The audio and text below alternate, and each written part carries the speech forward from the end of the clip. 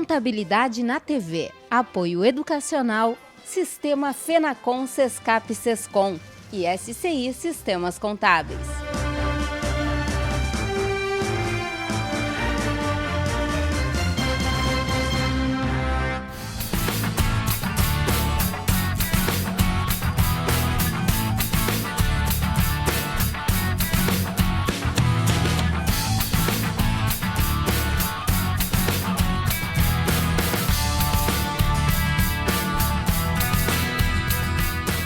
A cidade de Blumenau, em Santa Catarina, sediou a segunda Conferência Nacional de Direito e Empresa, que reuniu cerca de 500 profissionais para discutir questões jurídicas de interesse de advogados, contadores e empresários.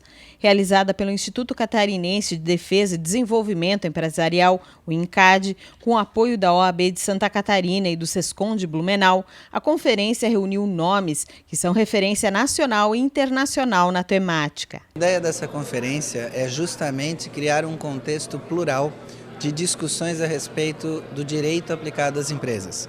Então nós quebramos o paradigma de que o direito deve ser discutido a portas fechadas. Nós entendemos que o direito ele deve ser sempre debatido com seu objeto de estudo.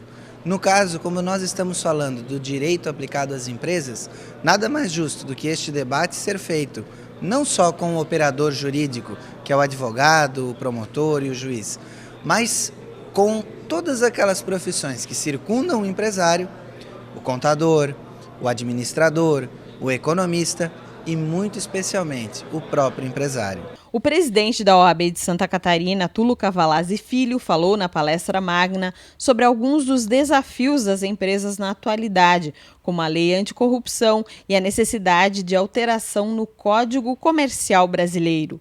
Depois da abertura, uma mesa redonda debateu junto com o público os principais desafios jurídicos das empresas. Na verdade, a maior demanda empresarial em relação à justiça, eu diria que é a necessidade de celeridade. São diversas as medidas e ações hoje sofridas pelas empresas, mas há também aquelas ajuizadas pelas empresas. E em todas elas o que se quer é a celeridade. Então o grande desafio é obter um resultado útil e rápido nos processos judiciais. Eu sou do tempo que a empresa tinha normalmente um financeiro, o contador e depositava grande força na área industrial e alguma coisa também na área comercial. Hoje, a área administrativa de uma empresa daqui a pouco vai ficar maior do que a área industrial, de tanta burocracia, de tanta gente, de tanta organização, de tanto trabalho pronto que a gente tem que entregar para o governo. Eu acredito que nós estamos hoje alimentando um grande banco de dados. A minha grande pergunta é se esse banco de dados ele é único ou não.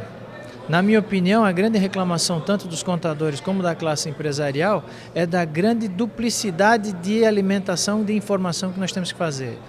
Duplicidade não, até triplicidade, porque nós temos que alimentar com as mesmas informações o município, o estado e o país. Então, eu acredito que a classe dos contabilistas está mais focada nessa preocupação, porque para cada uma é uma guia, para cada um é uma conta, que no final dá um resultado único. Então isso deveria ser consolidado numa única informação e distribuída essa informação para os órgãos competentes. No segundo dia de palestras e debates, o professor e doutor Eduardo de Avelar Lamy falou sobre holdings familiares e administradoras de bens. Para ele, a sucessão dentro de uma empresa exige um estudo de caso, levando em conta vários fatores para saber qual o caminho mais adequado.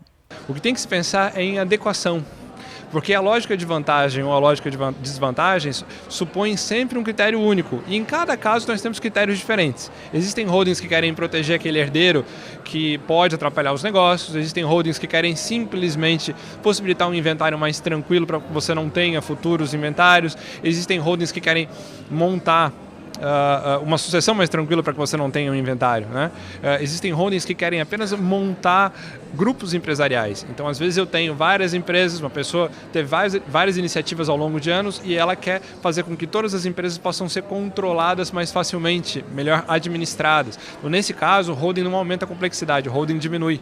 Por outro lado, para uma pessoa que tem uma empresa só, a holding pode aumentar a complexidade, principalmente se for uma SA, porque aí ela vai precisar de todo o conselho fiscal, ela vai precisar de uma série de outras coisas, ela tem uma contabilidade mais complexa, mas muitas vezes ter a holding vai levar a uma vantagem. O que você tem que analisar é se no caso concreto vale a pena os prós e os contras em cada situação. Uma análise contemporânea da responsabilidade tributária de administradores e sócios foi tema abordado pelo professor e presidente da Comissão de Direito Tributário da OAB de Santa Catarina, Gustavo Amorim. Contudo, em determinados casos, em determinadas situações, a legislação acaba responsabilizando os sócios ou administradores. São situações de fato que podem levar a uma responsabilização pessoal daqueles que organizam e administram a empresa.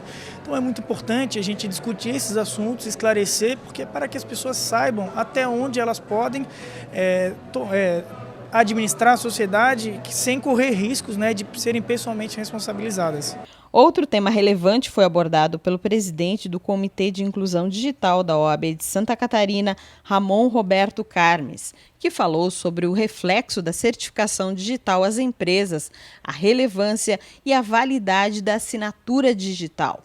Para o palestrante, a digitalização trouxe grandes avanços que, de forma segura, vem contribuindo para a desburocratização. Hoje em dia, se você digitaliza um documento, assina esse documento digitalmente, você ainda não pode eliminar esse documento.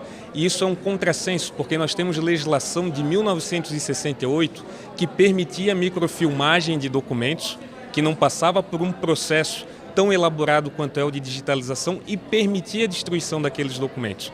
Então eu acredito que principalmente nesse sentido, para que possa atender essa demanda das empresas que hoje em dia tem muita documentação fiscal e contábil guardada, para que elas possam utilizar um método de digitalização eficaz e seguro e poder dar a devida finalidade a essa documentação, destruindo essa documentação se for o caso. Seria uma espécie de desburocratização digital? Sem dúvida nenhuma. Um dos principais pontos que nós vamos tocar aqui é como a certificação digital ela desburocratiza o serviço, o dia a dia da empresa, do contador e do advogado.